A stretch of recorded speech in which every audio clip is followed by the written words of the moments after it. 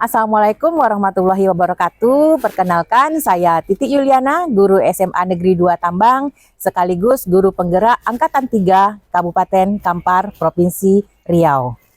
Pada kesempatan kali ini, saya akan memaparkan masalah praktek baik yang sudah saya laksanakan di sekolah ini tentang proyek penguatan profil pelajar Pancasila, tema Suara Demokrasi.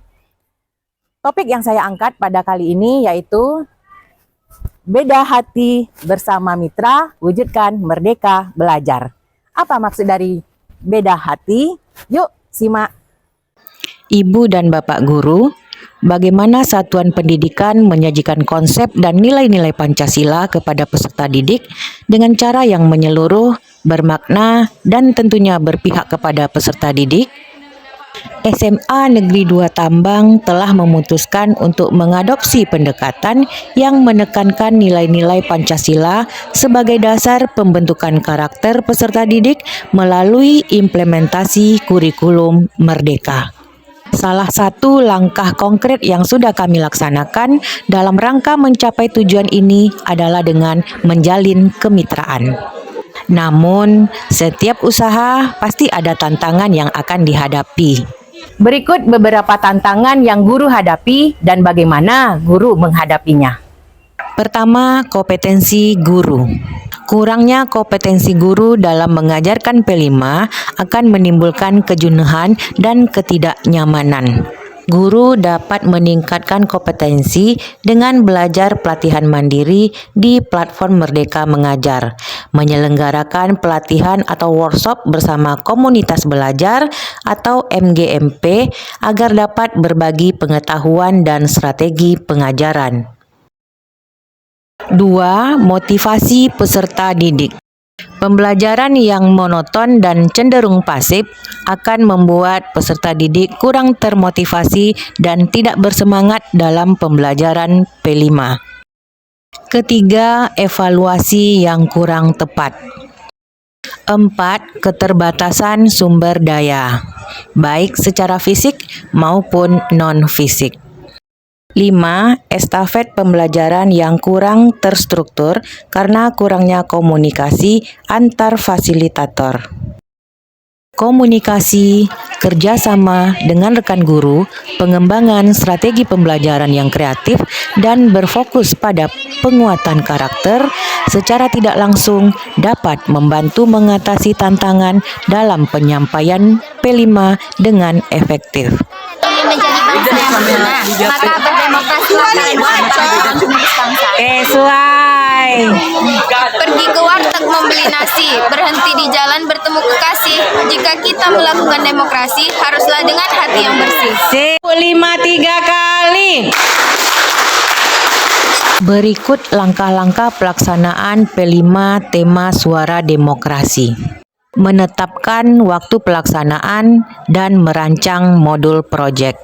Tentukan mitra atau narasumber yang dapat memberikan wawasan yang berharga tentang demokrasi atau topik terkait.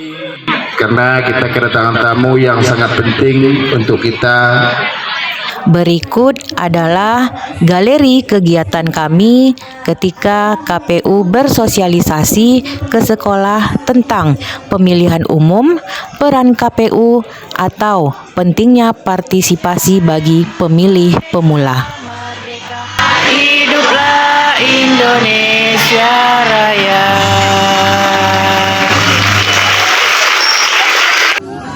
Kegiatan mencakup presentasi, permainan peran, diskusi, dan simulasi pemilihan umum.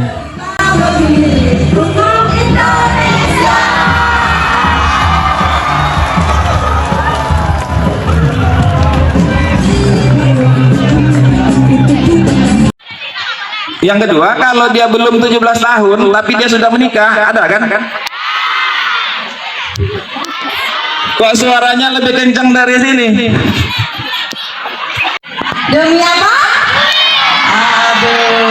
Ya, demi mencerdaskan diri kita pribadi dan demi untuk meninggikan derajat kita terhadap Allah Subhanahu wa Ta'ala.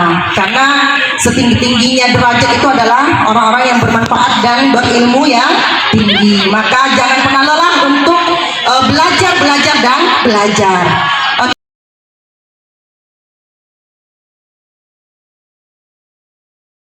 Setelah sesi pembelajaran, lakukan evaluasi untuk memastikan pemahaman peserta didik tentang demokrasi. Berikan umpan balik kepada peserta didik tentang hasil pembelajaran mereka dan berikan kesempatan untuk merenungkan pentingnya demokrasi dalam kehidupan nyata. Halo, Assalamualaikum warahmatullahi wabarakatuh. Perkenalkan, nama saya Artika Zilbiani Tanjung. Baiklah, di sini saya akan menjelaskan tentang P5 yang saya sudah pelajari. Saya sudah mempelajari tentang pengertian demokrasi, jenis-jenis demokrasi, ciri-ciri demokrasi, demokrasi berdasarkan ideologi, demokrasi berdasarkan penyaluran dan visi misi dan sebagainya. Dan dapat pula dikatakan, P5 Kurikulum Merdeka adalah sistem pembelajaran yang yang bertujuan untuk meningkatkan dan menyelesaikan permasalahan yang ada sekitar melalui 5 aspek utama. Yang pertama, potensi diri. Yang kedua, pemahaman diri, pemberdayaan diri, peningkatan diri, dan sebagainya.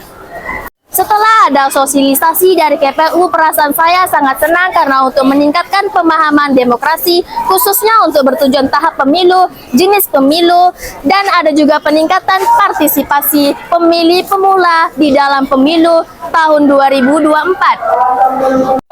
Assalamualaikum warahmatullahi wabarakatuh. Perkenalkan, nama saya Pandu Pratama. Perasaan saya setelah sosialisasi KPU di SMA Negeri 2 Tambang, saya merasa senang karena bisa mengetahui syarat atau ketentuan mencoblos, serta bisa mengetahui apa saja yang ada di KPU. Halo semuanya, Assalamualaikum warahmatullahi wabarakatuh. Perkenalkan, nama saya Merlin Septiani. Hal apa aja sih yang saya sudah ketahui tentang tema P5 kali ini, yaitu suara demokrasi. Yang pertama itu ada arti demokrasi, yang kedua ada tujuan, yang ketiga ada prinsip-prinsip, yang keempat ada ciri-cirinya, dan yang kelima itu ada mengeluarkan pendapat dan mendengar pendapat orang lain. Assalamualaikum warahmatullahi wabarakatuh. Saya Cikita Saadi Hazalimaya. Perasaan saya setelah ada sosialisasi dari KPU tentang demokrasi adalah sangat senang dan tentunya sangat excited, karena saya merasa bahwa pemahaman saya tentang hal politik itu semakin bertambah luas. Karena Bapak Ibu dari KPU itu mengajarkan kita bagaimana sih memilih pemimpin dengan benar sebagai pemilih pemula. Saya Dewi Ratna Eshum, guru SMA 2 Tambang. Dengan adanya sosialisasi KPU yang berhubungan dengan demokrasi Pancasila, kami sebagai guru dan peserta didik merasa terbantu. Semoga kedepannya lebih baik lagi dan SMA 2 Tambang makin jaya. Langkah selanjutnya adalah melaksanakan aksi nyata pemilihan Ketua OSIS dan Wakil Ketua OSIS tahun pelajaran 2023-2024. Kegiatan ini diikuti oleh seluruh warga sekolah, dimulai dari kepala sekolah, pendidik, tenaga kependidikan, dan peserta didik. Dari total paslon 1 dan paslon 2, dapat kita simpulkan bahwa suara terbanyak paslon 1. Bedah hati dalam judul praktek baik ini adalah belajar dari ahli, harmonis, dan tindak lanjut. Bedah berarti mengupas tuntas materi dengan para ahli. Kemudian hati adalah organ yang dianalogikan sebagai tempat untuk menyimpan segala rasa. Bukankah menyampaikan sesuatu dengan hati akan sampai ke hati yang lainnya dengan sempurna? Kemudian harmonis yaitu kenyamanan yang diperoleh oleh peserta didik pada proses pembelajaran sehingga terwujud merdeka belajar. Kemudian tindak lanjut merupakan menyusun rencana yang akan dilakukan untuk perbaikan proses P5 di masa yang akan datang. Terima kasih sudah menonton, semoga bermanfaat dan menginspirasi.